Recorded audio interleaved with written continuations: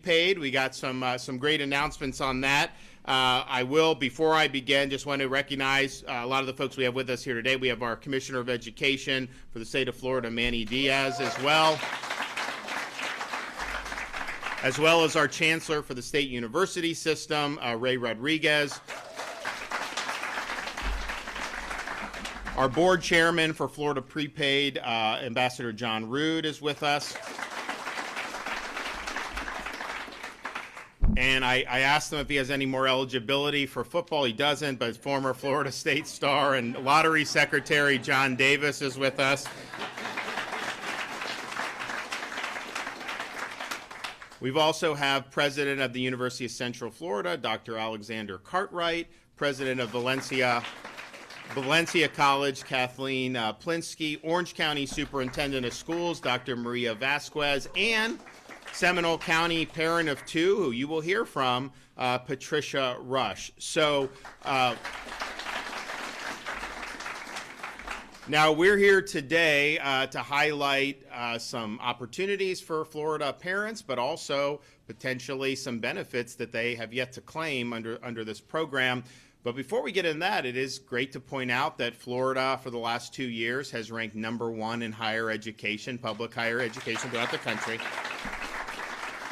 Actually, I'm sorry. That's all of education 2 years in a row, been #1 higher. We've been that way for the last 6 years. Part of what we've done is we have a great 4-year graduation rate. I mean, our view is you get in there, get the degree, and get them out of there. Some universities, they have an incentive that people stay 5 or 6 years because they get more money from the tuition, but we don't want that to happen. We don't want kids to have to go into debt. We want you to go in, do your work, and then live your life. We have the lowest in-state tuition and fees of all 50 states for our residents. And if you look most recently, we had the Forbes ranking, University of Florida, #4 in America for public universities. 8 Florida institutions improved their rankings, and for the first time, Florida A&M earned a spot on the list. And so we have been seeing that. We've been seeing the success, and we're happy to do that. Now, that's great, and you want to have good quality. But we have held the line. So not only do we have the lowest tuition, we have not increased tuition 1 red cent since I've been the governor of this state. And so if you look at recent numbers, the most recent numbers we had were that for all of our Florida undergraduates, 77% were loan-free during the school year in the most recent numbers we have. That is incredible. I mean, it's just standard practice that people are taking out all these loans. I think we've seen over the years that there was kind of, I remember when I was going to school, they said, you got to go to the 4-year college, you just got to get that degree. So a lot of people they went into debt, they ended up getting degrees, which honestly, in some of these institutions were not things that were great. And it's like one thing if you're at a state university and you have to take out some loans, but when you're paying 50, 60, 70,000 tuition, I think tuition's even more than that some places. I mean, that adds up very quickly. And so you've had this real albatross of costs that have been imposed. And look, students agree to sign this. I mean, it's not like you relieve them of responsibility, but they were told that this was somehow their ticket to success and that all this loan was going to be worth it.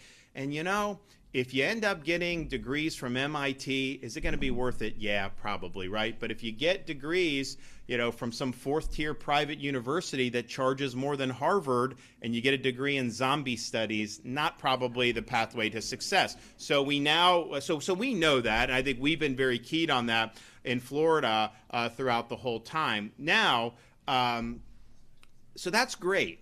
And if you just go and your kid becomes graduates high school, wants to go to state university, it's not easy to get into a lot of these universities anymore. It used to be a lot easier. You go and you're going to have the lowest tuition in the country, and so some parents are in a position to just write that check and do it, and that's fine. And if you can't do that, you can basically work part-time jobs as a student and pay for the tuition and fees. No question, that is very, very attainable. But there's also other ways that you can make it even more affordable, and the Florida Prepaid College Savings Program is one of those. I mean, this is the national model across the country for college savings. I think a lot of Florida parents know about it, but not as many as maybe we would like.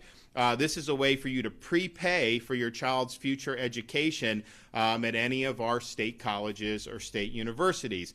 You can lock in today's tuition costs at today's prices. And so, yes, we haven't raised tuition here in Florida, but if you have a newborn now, who knows what will happen in the intervening years between now and the time they turn 18. So you have the lowest tuition rates in the country, and you can lock it in through the Florida Prepaid program, and that's what they do. This program looks to see what tuition is, and it adjusts accordingly for that. And the program, it's great because this is not like you pay into it and then your kid ends up getting a scholarship to Notre Dame and then like you lose it. No, you can apply it to out of state. You could apply it to trade schools. You can give it to a sibling, one of your other kids if you want to, and you can get a refund at any point while you're doing that. And so you can cancel it and get a full refund. You can transfer it to another family member. And if you have a child that does go to a state university and they qualify for Bright Futures, you get a refund and the Bright Futures applies and you get your money back that you paid into it, either full or in part, depending on the level of Bright Futures that you've been able to do. So this is the largest program of its kind in the country. There's been over 1.2 million Florida families who've taken advantage of it. Now, this year has been monumental because we were able to say, first we did in 2020, thanks to the board, and then again in 2024, we have been able to lower the prices for prepaid by a total of $2.6 billion in the last 4 years. And so that means this is more affordable than it's ever been. And as part of lowering that, as part of recognizing that tuition in Florida hasn't gone up, what the prepaid board has done is they have authorized $850 million worth of refunds to prepaid families. And so a lot of those families have taken those refunds. There is, though, still a lot of money that's outstanding. And so we want to, one, let parents know that this program's available, but two, for those who are involved in the program, if you haven't claimed your refund, you can go onto your account and claim the refund. There's over $130 million that's just sitting there for people to claim. And I think the average refund when they did the first round of this in 2020 was about $4,500. They did it again there. I think it was about $2,500, $2,600. That's just going basically right into your pocket. So you continue to get the benefits, but then you get the money back. What other state would be sending you money back? I mean, seriously. If you overpaid in a state like California or New York, would they send you your money back? They would spend it on something else. You know that that's true. So the fact that here we are not only authorizing reduction in prices for the program by $2.6 billion, but also saying, hey, here's $850 million over the last 4 years, and we still have $130 million out there that people haven't claimed yet. Please claim this. We could very easily just be quiet about it, pocket it, do it, all that stuff. But that's not how we roll here. So we want to make sure people are able to get what they want. So that's a great story. We urge parents to get the refunds that are available, but we also, just any parent out there, just know that this is a program where you can lock in. And look, when you're raising, there's so many things that go into raising kids, especially as they're teenagers. Not an easy time, but it's like the anxiety of how do you afford college. That's a big part of anxiety for a lot of families throughout this country. Well, that does not have to be a source of anxiety here in the state of Florida. If you're in this program, I think the lowest plan is like $35 a month that you can do. You can pay more if you want to pay it off quicker or have more benefits, but there's a wide range of options for people to be able to do, and you If you want to get your money back, you can get it back. If you want to send it to a sibling, you can. If you get Bright Futures, a refund. If you go out of state, you still do it. So I don't think that there's any program in the country that matches this. I certainly don't think there's any places that are reducing the price of it by $2.6 billion. And I know there's no place that's refunded, authorized $850 million in refunds. Interestingly enough, we just had on Friday afternoon, we had a celebration in Tallahassee at the governor's residence for the Lake Mary Little League World Series champions.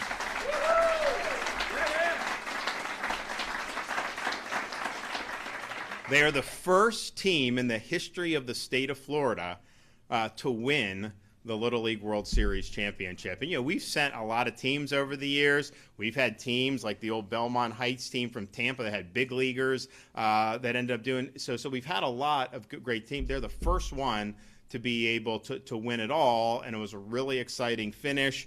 I would have gone, but we went to Dublin to help cheer on Florida State, and it didn't work out as well. Lake Mary did a little bit better than that, but that's fine. And so they were able to do something no one else has done. So we did an event. Now, it was not the best weather in the world. We had rain. Tallahassee, I think it rained all last week, all the way until Friday night. And we had a dunk tank where you can throw and hit. I knocked one of my staff members in the dunk tank. We had a radar gun. We had all this stuff. So we had local little leaguers and young softball players, baseball players from the community came and really looking up to these kids. And so we were able to award them the Governor's Sports Award, which I'm sure is probably just going to be one medal of a bunch of stuff they've gotten. But what we were also able to do through the Florida Prepaid College Plan is we were able to award every member of the Lake Mary Little League World Series team a prepaid scholarship for 2 years at any Florida university or college. So.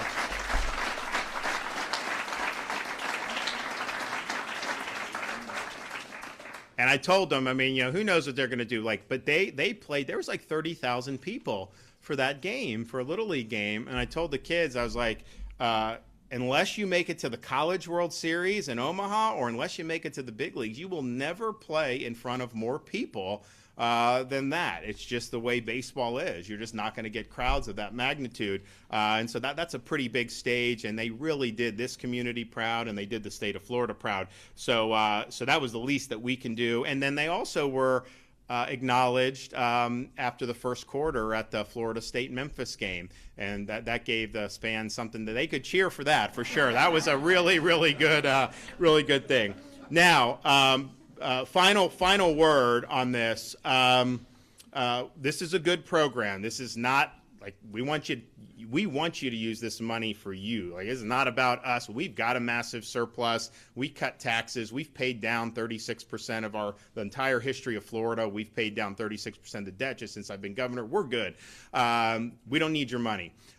This is a way for you to benefit and have flexibility. So any Florida family that wants to sign up for Florida Prepaid, Florida Prepaid is giving families a $50 gift card for any family that opens a Florida prepaid plan or savings plan before October 28th. So it's a little enticement to be able to do it. And again, this is a program that's meant to benefit families. When there's more money in the kitty, it's going back to you in your pockets. This is not money that is going to be squandered. And I can guarantee you this, as long as I'm kicking and screaming, we're going to hold the line on tuition at our state colleges and universities. So this is great achievement to be able to lower the prices by $2.6 billion, deliver $850 million in refunds. And if you have a plan and you haven't claimed your refund, log on to your account, check it out, because you may have a couple $1,000s coming your way. So thanks everybody for being a part of this, and we're going to hear from some of our speakers. So we'll start with our chairman of the board, John Rood. Thank you, John.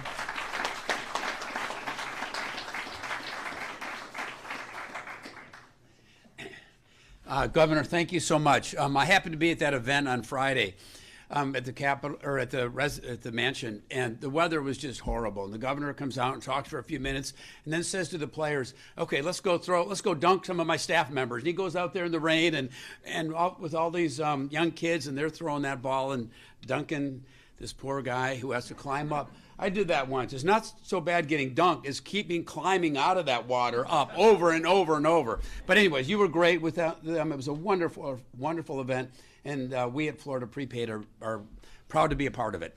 I'm the chairman of Florida Prepaid, and it's exciting to be able to be here and talk about this incredible refund. And it's not just cash refund; it's also refund reducing the debt when some of our families financed it. But it wouldn't be possible if it wasn't for the governor's policy. And I hope you stay kicking and screaming for a while and keep this tuition flat, because it enables us to do what we're doing here. Most of the points that I have in my long notes here were covered, so I won't reiterate, but I did want to stress that we have 40,000 families that still have refunds coming. That's $130 million cash refunds. Those that had the debt reduced, it's not as complicated. We can just reduce the debt. I want to give you a website that you can look up if you suspect you might have a refund. It's myfloridaprepaid.com/low prices. And I hope we can get that out there in the paper. Our staff is working tirelessly to try to get this money out to the policyholders. They'll never lose it. When they come to use the money, when their child's about to go to college, they'll then reach out to us and we'll be able to, square it up. But we would like to do it as soon as possible so they can convert to a 529 or use that money for some other purpose that's important to them. Before I close, I want to tell you a little bit, very briefly, why I am so excited about Florida Prepaid and why I've been doing this now for, I think, almost 10 years. Not only do we provide families with a path, a very affordable path and a very fair path to pay for college, but we set the expectation. And I think that's one thing that is so important, that when a child knows something has been paid for, his parents, his grandparents paid this so that they could attend college or a trade school, they want to live up to that opportunity, and they want to make their parents or their grandparents proud. So that expectation of college, I believe, is equally important. So with that, I would just encourage those of you that don't have a plan to consider it. I have plans for my kids and all 10 grandkids now, which they'll be even more excited about it later on, but their parents are real excited about it. So I would encourage all of you to look into this. And I thank you very much, Governor, for the opportunity to be here. Thank you. Good job. Thank you. Manny?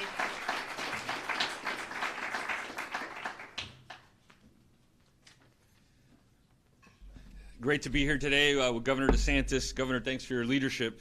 And the Florida prepaid college plans now allow families to pay for the cost of higher ed over a longer period of time, as you've heard before. And Florida's worked hard to ensure that attaining higher education degree is affordable to everyone. As the governor mentioned, he's been holding the line on tuition from a traditional four-year degree to an associate's degree or workforce program. Tuition affordability is one of the key reasons that you heard that the governor said that Florida's ranked #1 by U.S. News and World Report. But we're also ranked #1 for educational freedom for 3 years in a row by the Heritage Foundation. And I want to highlight some of the other things that go along with just not Florida Prepaid. You know, so many choices and freedom that parents and students have that go along with this. Not only the ability to save and have this program for college, but when you start, think about it. When a student starts in Florida, when they start school, they have access to universal pre-K. When they get into the K-12 system, we have universal choice for all of our students across the board, K through 12. And that also includes a huge charter school space where we have 700 schools, almost 400,000 students across the state, and all of the programs that our districts have created. When we talk about choice, it's not just charter or the scholarship or ESA, it's also the programs that our districts have put together and our virtual Florida virtual program. Then when you get through that, you have the opportunity to apply and qualify for a Bright Futures, which would cover your 2-year school, your certificate, or your 4-year schooling. And then in addition to that, we have a robust dual enrollment program in our state where students have the ability to get an associate's degree at no cost before they even leave high school. So when you're talking about putting a dent in the cost of college, putting a dent in this debt, This governor has it right. As you can see, it's not just one program, it's a landscape, and Florida Prepaid is a huge part of that. It's important to highlight also the fact that Florida Prepaid is not just used for our universities, but you can purchase a prepaid plan to use at one of our 28 state colleges. Florida colleges are not the junior colleges of the past. Our colleges offer 2-year degrees and have 4-year bachelor degrees programs, along with hundreds of certificate programs. Florida's the leader in education choice. That is clear, but that extends also to our higher ed. There are 3 Florida prepaid plans that you can purchase to use at Florida colleges. The 2-year Florida college plan is geared to a student earning an associate's degree or workforce certification. The 4-year Florida college plan is aimed at students pursuing a bachelor's degree, and the 2+2 Florida college plan is for students who want to attend a 2-year Florida college and then transfer to the state university system for the remaining 2 years. As you can see, we've seen so much success across the board in Florida in education, but it is because of the leadership that we have and because of the programs that have been put in place. In fact, 57% of Florida's high school graduates that stay in Florida, pursue higher education, attend the Florida college, and a lot of them go on to our university system. Some of the best and brightest minds start off with these 2-year programs and then go on, and that's another way to save money. So I'm very proud to stand here with Governor DeSantis, as Florida is clearly #1 in education, and he is clearly the education governor. Thank you, Governor.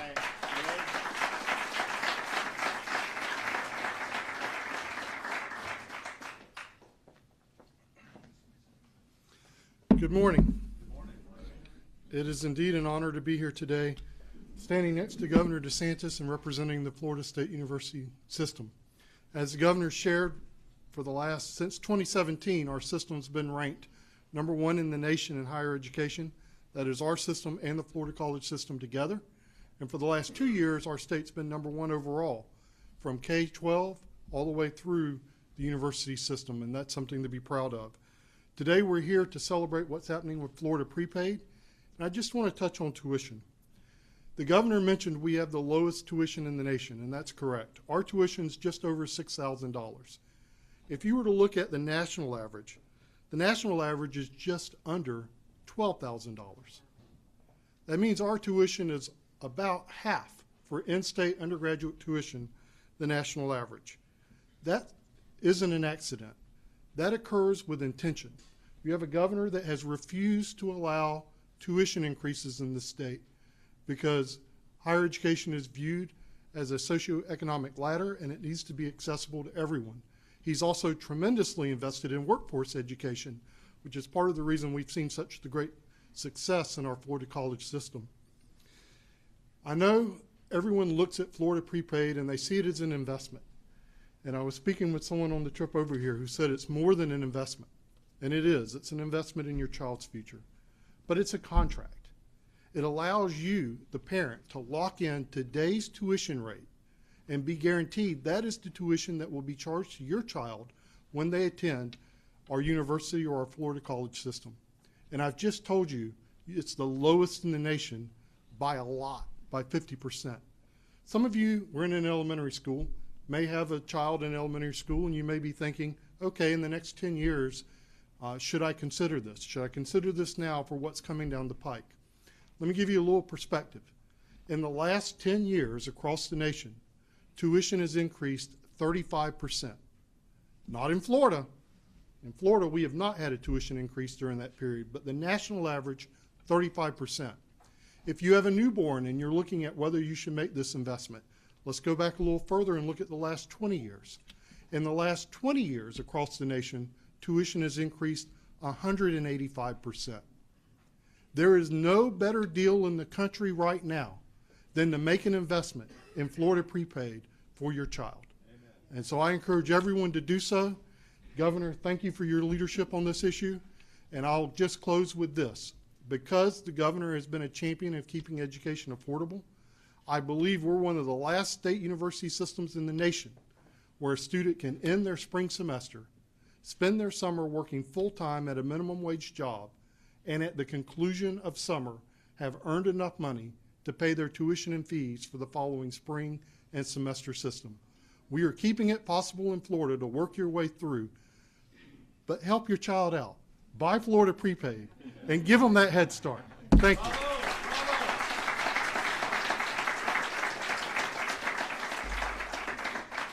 And probably can work over the summer at higher than minimum wage. I mean, it's like we've got people coming, you got people like, restaurants, all this other stuff. People can do well, and we're proud of that. Okay, so it's great to have everybody that's kind of involved in this one way or another tell folks why this is good, but it's, I think, even better to have somebody who has actually utilized it tell you why it's been a good deal. So I'm proud to be able to recognize mother of two, Patricia Rush.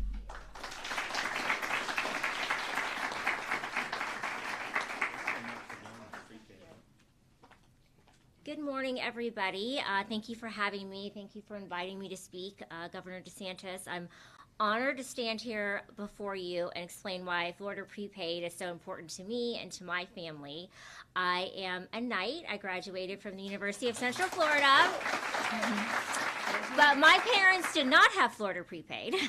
But I did qualify for Bright Futures, and I spent my entire senior year of high school figuring out how I was going to pay for my 4 years, applying to every scholarship I could possibly come up with in order to qualify.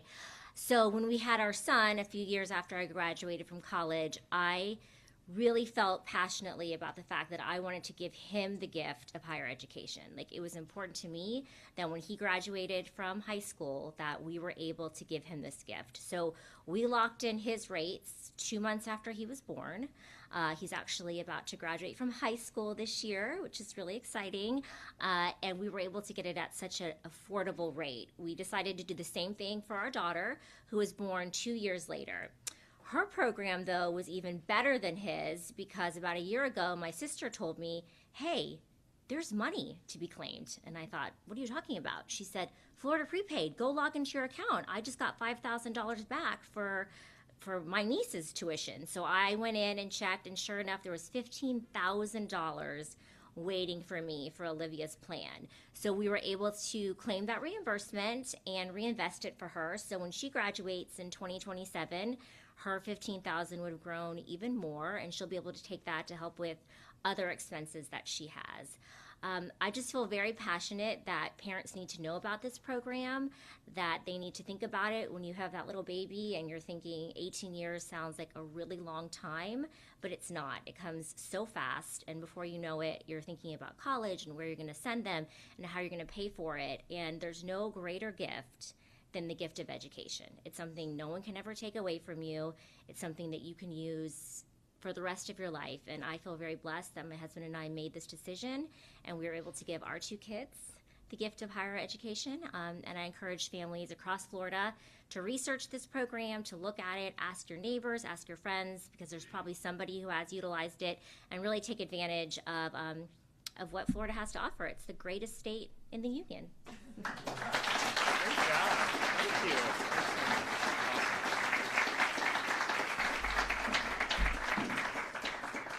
So again, if this isn't, it sounds good, you give you a $50 gift card. I used to be able to, you could go and buy your family dinner at like a fast cat. You can't even afford. I mean, like, we went to Waffle House yesterday. Family of five, and I mean, it is what it is. So, but $50 doesn't go as far as it used to, but still nice to have. And so you'll be able to do that. And again, $850 million in refunds have been authorized, but we have over $130 million that have not been claimed yet. So please look at that and do what's best for you and your family. And I'm excited about this. I'm excited about the momentum we continue to build, and we're going to make sure that folks have attainable higher education. High quality, of course, but attainable. And we don't want to see folks having to go deep into debt just to be able to try to advance themselves. And Florida Prepaid shows you don't have to do that. Bright Future shows you don't have to do that. And just holding the line on tuition for our in-state residents shows that you don't have to do that. So thanks for everybody that's been involved. And with that, I'm happy to take a question or two.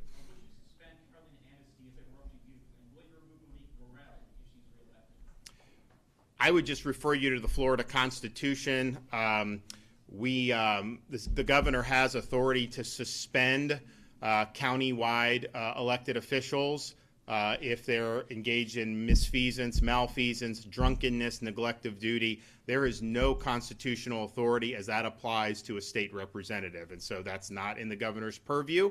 And so we take that responsibility seriously, because I think that provision of the Constitution was put in there to ensure that these officials are doing their jobs, and they're not neglecting duties, and there does need to be a check and balance on that. So that's what we've done, and that's a duty that I've discharged across the state when appropriate. Have you talked to President Trump since yesterday's assassination attempt? And if so, what are you saying? I have not talked to him yet. I did announce yesterday we're going to be doing a state-level investigation. I understand that the feds are involved, but we do believe that there were multiple violations of state law. We also believe that there's a need to make sure that the truth about all this comes out in a way that's credible. I mean, I look at the federal government with all due respect to them. Those same agencies that are prosecuting Trump in that jurisdiction are now going to be investigating this. I just think that may not be the best thing for this country. Nevertheless, they have their prerogative, but we have our prerogative, and so we'll be making an announcement further along those lines in the ensuing days.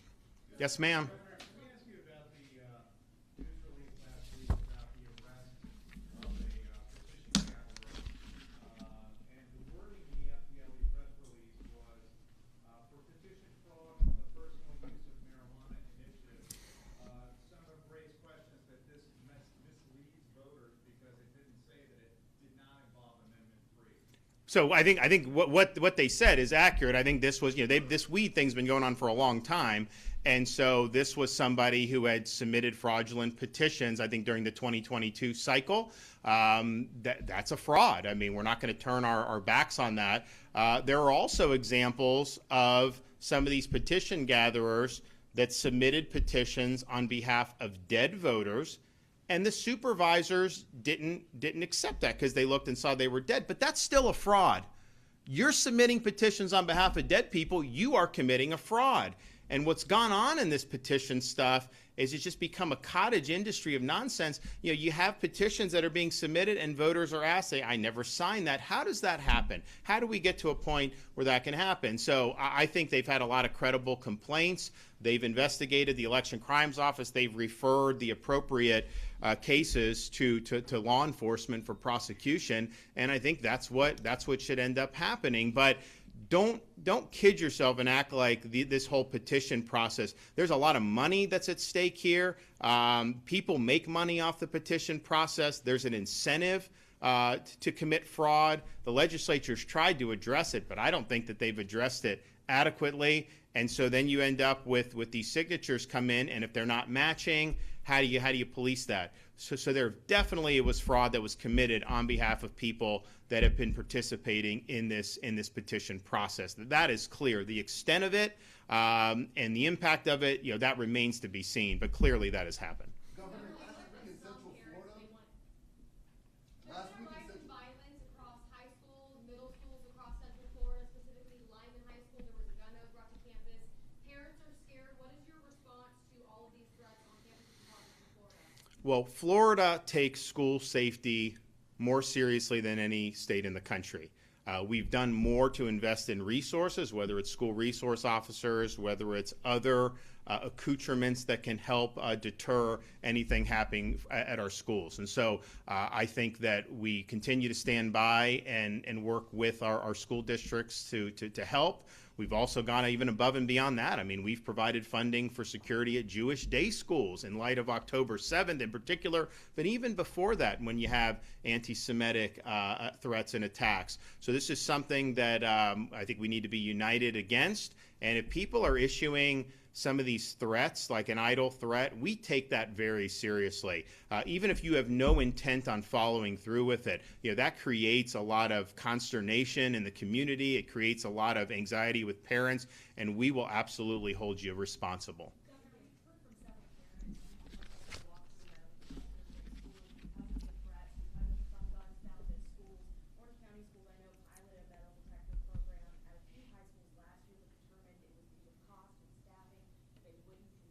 Well, it's also an interruption to the experience, right? So I think that's a school district's prerogative to make those decisions.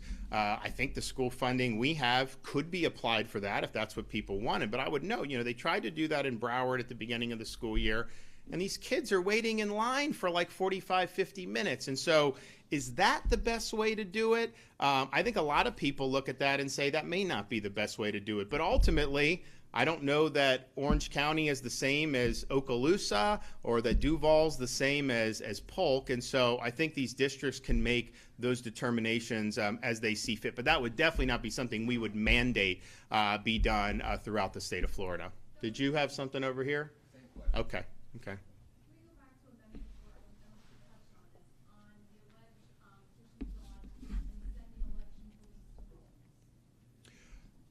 So if there's evidence of fraud, then they are going to follow through. So if there's a signature that doesn't match, they can follow through. If someone says, oh, actually it is my signature, then they move on. But let me just say this about Amendment 4, because yes, you have had fraudulent stuff with the signatures. I think that's been verified. To what extent, we'll see. But the whole thing is built on fraud. If you read that amendment, they don't define any of the terms that are in the amendment. Not one definition is written into that amendment. What does it do? It basically green lights if any, you don't even have to be a physician. They literally take physician out of Florida. You can be any, quote, healthcare provider can green light an abortion up until the moment of birth. That is what that would be in our Constitution.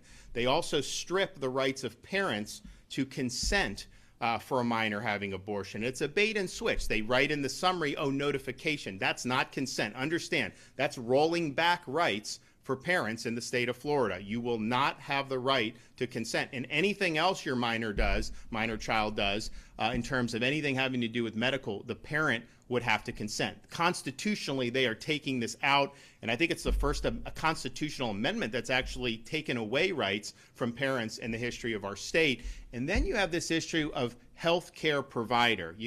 All these terms matter because if it passes, that restricts the right of the people to legislate around that. And so healthcare provider is not a licensed physician.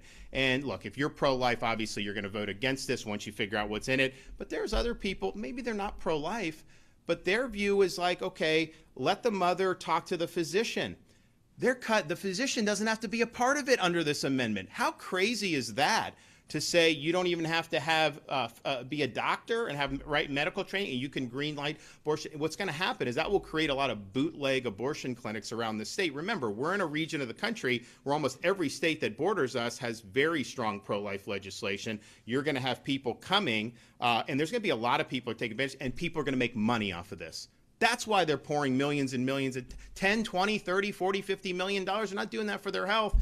People will make money off of this. And it's interesting, the ballot impact statement that's going to accompany this amendment, because they don't define any terms, but it does talk about what are the potential impacts of this. And one of the potential impacts is you could see taxpayers be forced to fund abortions. How does that come? It doesn't say that in the amendment. Well, it didn't say that in Michigan either. And the same people behind this Amendment 4, they sued in Michigan saying that this should be required to be funded by taxpayers. So that lawsuit will happen in Florida if this passes. How the courts adjudicate that, I'm just not sure. But the reality is this whole thing is not what it seems. This is all built on deception, and they're running commercials that are just totally lies, saying there's no exception, saying there's somehow just normal health care. First of all, if a doctor says they can't provide health care, they're committing malpractice, because there's nothing in Florida law that would say that. So you can't go and just try to have this whole thing be a big deception. So I think the petition fraud, I think there was petition fraud, the extent we'll see, but that's been part and parcel about how this whole amendment has been handled from the very beginning. And what I tell people is your default on amending the Constitution should be no, right? They should have to prove to you a really high bar why you would put something in the Constitution which effectively can't be changed. Same thing with this Amendment 3. The Amendment 3, the media will refer to it as marijuana recreational legalization. That's not entirely true. It's a partial legalization, because this has been put in by basically one big weed company that spent $75–80 million. And yes, they write in there that you have a right to possess and use up to 3 ounces of marijuana, which the law enforcement tells me may be 50 to 100 joints. So that's more than any other state in the country. So they're putting that in the Constitution. So yes, you do have that right, but only if you buy it from them. You can't grow it in your backyard. You got to buy it from them. So they're creating in our Constitution a big weed cartel. And not only that, they're giving themselves protection from any civil liability at all at any point in the distribution or cultivation process. That's not in the ballot summary. So when you as a voter go read the ballot summary, it does not tell you that they're giving themselves total immunity from liability. That's a pretty big thing to have. How the Florida Supreme Court let that summary on was a huge mistake and a bad decision. But that's what's happening. So they're not spending $70–80 million because they're just looking for kicks. They're doing it because they're locking in a captive market for their corporate interest.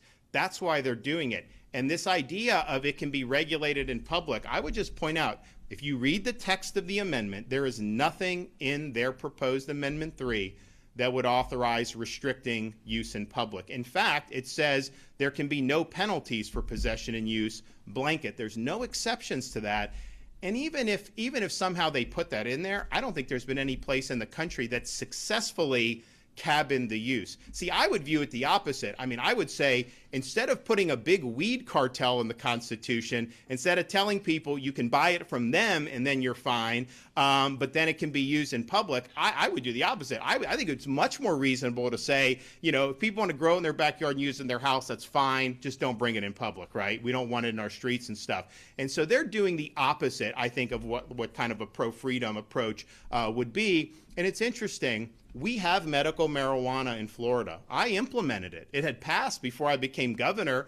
No one was really doing anything about it. And my view is like, you know, the people voted for it. We're going to do it. And it hasn't overrun the state because in that amendment, they put in there nothing in this amendment would mean that you have to accommodate the use of medical marijuana in public. They also put in that amendment there's no overriding civil liability like negligence and malpractice. So they put that in there. Amendment 3, this was written by the CEO of a big weed company, literally written by their CEO. They do not have any accommodation where you can do anything to restrict public. So when people say you can do it, they're just asserting that without any textual basis in the amendment. And then you also have this issue of liability. They could have made clear that the liability does not extend to negligence actions, product liability. I mean, what? If you sell someone defective weed and they have seizures, they can't sue you? That's what it says. It's a blanket immunity. So I think it's just this whole process of trying to pull the wool over the eyes of people is not a good process. That summary does not accurately tell voters what the impact of this. It's a very sanitized summary. You read it, you're like, oh, you know, what's the big deal? Man, there's a lot to unpack. And again, when you put this in the Constitution, you can't fix it at that point. The chance of having a constitutional amendment to fix either of these amendments is pretty much zero. So you're locking that in for future generations. Even if you elected 100 new representatives who campaign on fixing a problem generated by one of these two amendments, they wouldn't be able to. It takes power away from the people and basically invests the power in the courts to try to hash out all these different issues. And that's not what we want to do but I think it's very telling that you would write an amendment, try to claim that this is like for freedom, and then not let people grow the plant in their own backyards. They got to buy it from you. Who would think to use a constitution to do that? Totally inappropriate. Final thing I'll say, because they're now saying this is going to help education. There is nothing in Amendment 3 that has any provision for education. How many times have these people throughout the years said, if you just do what we want, education's going to benefit? I think there's a lot of people that may have been born on Tuesday, but not last Tuesday. They are not going to buy that. That is just a total canard. There's nothing in there that is benefiting that at all. And I also think, you know, to say that it's even going to be taxed, we don't know if it'll be taxed or not, right?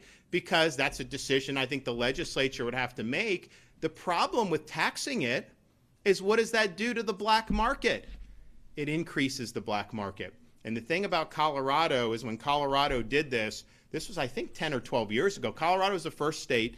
And honestly, the argument was not crazy. The argument was, listen, people smoke marijuana. That's true in Florida. It's not limited to legal medical marijuana use. Obviously, people do it, and nobody's in jail for smoking marijuana in our state prison system. Don't let anyone tell you otherwise. Not one person is in jail for possession or use of simple amounts of marijuana. And any marijuana offenses, they've usually committed other crimes that are more serious, and that got tacked on. Put that aside. So you have this situation there. And it is, Colorado said if you tax it, you're going to have all these benefits. And you'll get rid of the black market. And that sounds good, right? I mean, why would you want to empower people who are violating the law? The black market in Colorado today is significantly larger than it was prior to them passing this. Why? Because when you tax it and you regulate it, it increases the price. It's basic economics. So people can get it off the black market for a lot cheaper. And so the demand grows. And when it's decriminalized, the use among society grows. And so there's actually a bigger black market. That's happened in California. It's happened in Colorado. And it's interesting. There are people in Colorado, a lot of them, who will say, you know, they're more liberal on weed. You know, they think people should be able to do it, but that it hasn't worked in Colorado. And people say, you know, don't do the mistake that we did. And I just look at it, just the public use aspect of it alone, we're not like these other states. I mean, we have, how many visitors did we have to Florida? I mean, we have, you know, huge amounts of visitors that come. We've had spring break. I mean, I had to put highway patrol. We work with the mayor of Miami Beach to make sure that the spring break, the inmates weren't running the asylum. It was actually very successful this year. But after COVID, we were like the place everyone wanted to come. So we did that. The restaurants were happy. They didn't have damage, all this stuff. But just imagine how that would interact with this being everywhere in our communities and our streets. I think it would absolutely hurt tourism. And that's why I think even if you taxed it, I think like Colorado, they really don't make money off it anymore. And I think for us, even if you said you're going to tax it, even if you did a static analysis, you also have to look, what would the impact be if there were rampant public use? How would that impact our tourism industry? How would it impact people wanting to come visit some of the places in Florida? And, you know, I've had people from these other states that come and they say that Florida, they like being in Florida better because a lot of the problems they have, whether it's rampant homeless, whether it's the drug use and look, in places like San Francisco, it's not just marijuana. I mean, they're doing everything on the street, and it's really gotten out of control. So from a quality of life perspective, I think it's pretty clear. But look at the experience that's happened in those areas. And, you know, there's not a single person in Florida State Prison that is in prison for smoking marijuana. The reality is there's people that do this in the privacy of their own home, and people are by and large just left alone in that. And of course, there's a big medical marijuana industry. This is not about really giving people freedom. It's about enriching a small select big weed companies in this cartel, and that is not appropriate use for Florida's Constitution. Thank you.